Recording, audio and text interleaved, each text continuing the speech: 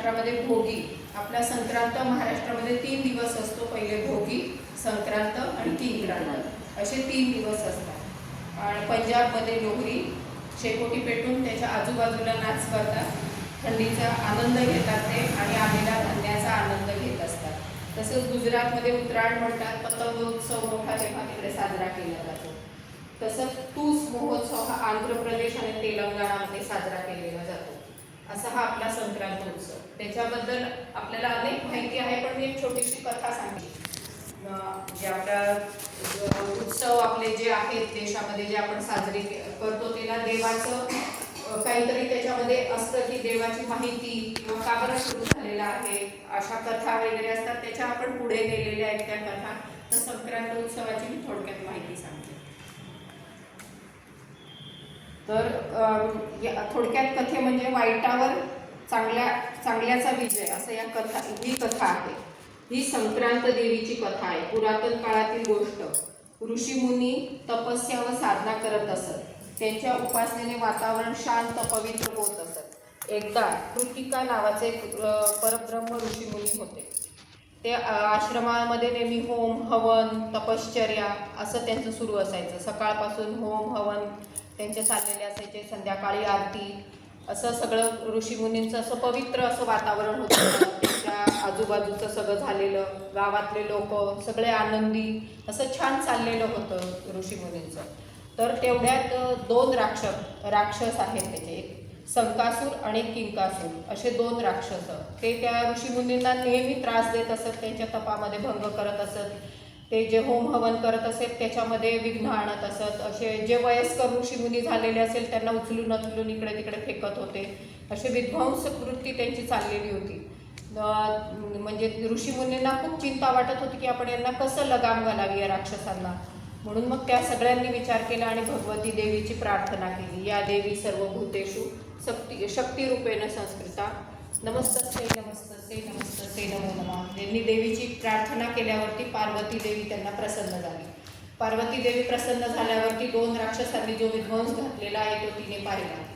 तर पार्वती देवीकडे हे कार्य आलं की या 2 राक्षसांचा आपण विनाश करायचा आहे. त्यासाठी शंकराने आपला त्रिशूळ पार्वती देवीला दिला आणि ती तिच्या आयुधाने, पूर्ण सूर्याच्या तेजाने आणि संपूर्ण आयुधाने ती सज्ज झाली युद्धासाठी देवी. नंतर ती देवी जेव्हा खालती आली आणि तिने जोरात आपला आवाज हुंकार द्यायला सुरुवात केल्यावरती त्या राक्षसांना कळलं. पहिले त्या राक्षसांनी खूप तप करून ब्रह्मदेवाला प्रसन्न करून घेतलेलं होतं. ब्रह्मदेवाला प्रसन्न केल्यावर त्यांनी अमरत्वाचं वरदान मागितलं की आम्हाला अमर व्हायचं, अमरत्वाचं वरदान. मग ब्रह्मदेवाने त्यांना सांगितलं की असं वरदान मी तुम्हाला देऊ शकणार नाही.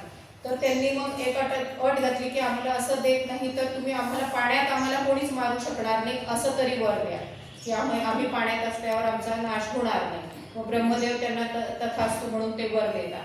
तर सगळ्यांना माहिती असतं की हे पाण्यामध्ये गेले तर त्यांना कोणीच मारू शकणार नाही म्हणून.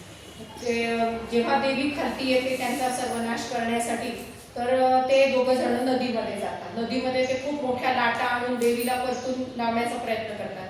त्या देवीने तेव्हा लाल वस्त्र धारण केलेले असतात आणि तिचं पूर्ण तेज म्हणजे सूर्य जसा उगवतो असा तेजोमय असतो तसं त्या देवीचं पूर्ण आजूबाजूला असं तेज आलेलं असतं. देवीला पाहून त्यांना कळतच की आपला विनाश करायला आलेली आहे. त्यानंतर ती देवी नदीमध्ये आपल्या सगळ्या बलाने एक मगर अशी निर्माण करते. तर ती नदीतून मगर बाहेर येते. देवी तिच्यावरती बसते, म्हणजे तिचं वाहन मगर होतं. आणि नंतर ते 2 राक्षस पाण्यामध्ये गेलेले असतात. तर तिथे देवीचं त्यांचं युद्ध सुरू होतं. ते खूप मोठ्या मोठ्या लाटा देवीच्या अंगावर आणण्याचा प्रयत्न करतात. पहिला जो संक्रांत सूर असतो तो खाली पाताळात जातो. तर देवी मगराला पाताळात पाठवून त्याला बाहेर खेचून आणून संक्रांतीच्या दिवशी देवी त्याचा वध करते. दुसरा राक्षस पाताळात पळतो, तो देवीला मिळत नाही. नंतर देवी सगळ्यांना सांगते की मी आता यांचा नाश केलेला आहे, या राक्षसाचा नाश केलेला आहे. जेव्हा दुसरा राक्षस तुम्हाला त्रास द्यायला वरती आल्याबरोबर मी त्याचाही नाश करेल. आणि ऋषीमुनींचे सकाळी रोज उठल्यावरती सूर्याला अर्घ्य देत असतात. ही त्यांची नेहमीची परंपरा. आता तळ्यामध्ये ते नदीमध्ये राक्षस आलेले असतात तेव्हापासून त्यांचं ते बंद झालेलं असतं. मग सगळे ऋषीमुनी दुसऱ्या दिवशी सकाळी अर्घ्य द्यायला येतात सूर्याला. तेवढ्यात तो जो किंक्रांत नावाचा राक्षस असतो तो बाहेर येतो आणि ऋषीमुनींना पकडायला लागतो. देवी लगेच तिकडे प्रकट होऊन त्या दिवशी त्याचा नाश करते. म्हणून संक्रांत किंक्रांत आपण असे 2 दिवस आपण ते आनंदाचे नंतर ते मनवतो. म्हणजे देवीने सांगितलं की हे आजचा दिवस तुम्ही आनंदोत्सव म्हणून करा की या 2 राक्षसांना आपण मारलेलं आहे आणि तुमचं पूर्ण जे ऋषीमुनींचं जे पूर्ण तपाचं तपोभूमी आहे ती सर्व आता चांगली झालेली आनंदी झालेली आहे. तर तुम्ही हे 2 दिवस आनंदाने साजरे करा. पुढे त्या दिवशी देवीने सांगितलं की आता म्हणजे उष्णता कमी झालेली आहे, हे झाले तर तुम्ही तिळीच्या पदार्थ तिळीपासून बनलेले पदार्थ करा. तिळीचे गोड गुळ जसं गुळ मिसळतो गुळ मिळून पदार्थ तयार होतो तो पदार्थ तुम्ही तेव्हा करा आणि एकमेकांना आनंदोत्सव हा साजरा करा.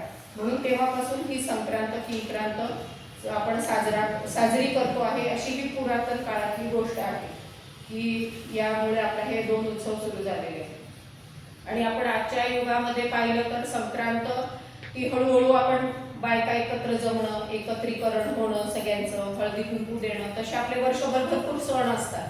दिवाळीला चकल्या लाडू सगळं करंज्या सगळं आपण खातो, नवरात्रात जमतो, गणेशोत्सवाला जमतो. पण महिला वर्गाचा आवडता सण कोणता तर संक्रांत. का बरं? तर संक्रांतीला आपण हळदी कुंकू करतो, एकत्र येतो. पण आपण एकत्र येतो म्हणजे कसं एकमेकींच्या घरी जातो. बाकी उत्सवावर सगळे आपण जमतो पण बाहेर जमतो, कोणाच्या घरी जाण्याचा प्रसंग तेवढा येत नाही. पण संक्रांतीला आपण संक्रांतीच्या दिवसापासून रथसप्तमीपर्यंत कधी ते 8 दिवस तर कधी महिनाभर, तर आपलं महिनाभर आपण एकमेकींकडे जाऊन एकमेकांची आपुलकी वाढते, देवाणघेवाण विचारांची होते, घरातल्या व्यक्तींची ओळख होते आपली त्यांच्याकडे जाऊन. नंतर हलवा दिला जातो. घरी तिने काय सजावट केलेली आहे सुंदर सुंदर आपण एकमेकांकडे पाहतो की हिने काय केलंय, मी काय केलंय, तिने काय केलेलं आहे. त्याच्यातनं आपले विचारशक्ती वाढते, आपल्याला नवीन काहीतरी वेगळं शिकायला मिळतं.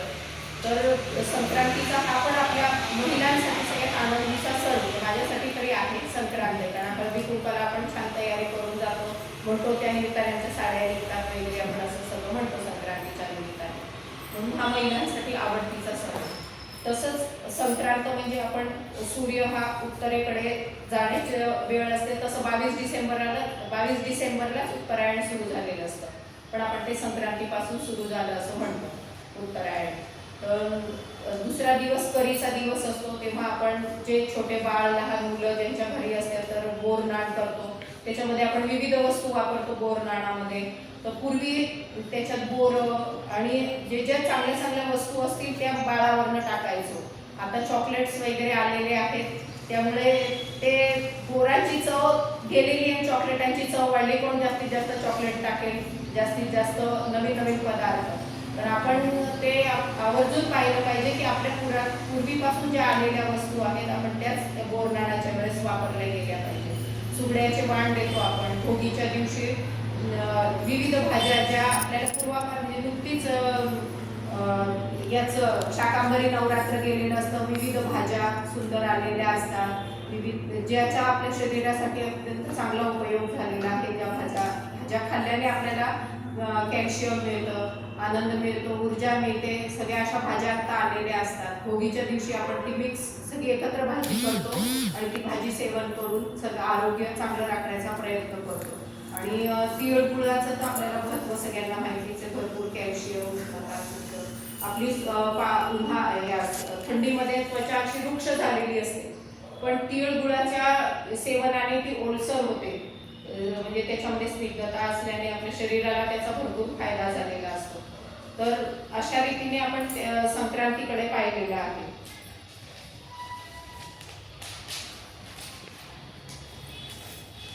समाजात सुसंवाद निर्माण होतो. त्याच्याने आपण एकमेकांकडे तिळगुळ द्यायला जातो. तिळगुळ घ्या, गोड गोड बोला असं कोणी जरी भेटलं तरी आपण त्याच्या हातामध्ये त्या तिळगुळ जेवढ्या दिवस आहे रथसप्तमी तोपर्यंत आपल्या घरी आलेल्या किंवा आपल्याला रस्त्यात कोणी भेटलं असेल तर त्यालाही आपण तिळगुळ घ्या, गोड गोड बोला असं म्हणत असतो.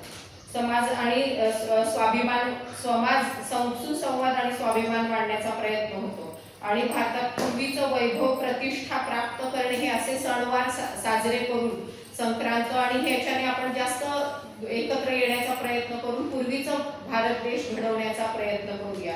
या निमित्ताने भेदभाव विसरून, म्हणजे आता ही तशी ती तशी असं न करता आपण सगळ्यांना हळदी कुंकाला बोलवतो. कोणाकडे जरी गेलं तरी आमच्याकडे या, आत्ताही यांनी सांगितलं की आमच्याकडे हळदी कुंकाला आहे, म्हणजे आपण तेव्हा काहीच पाहत नाही की शेजारीलाच बोलायचं की हिला, सगळ्यांना एकत्र बोलवतो, म्हणजे एकतेची भावना आपल्यामध्ये वाढते.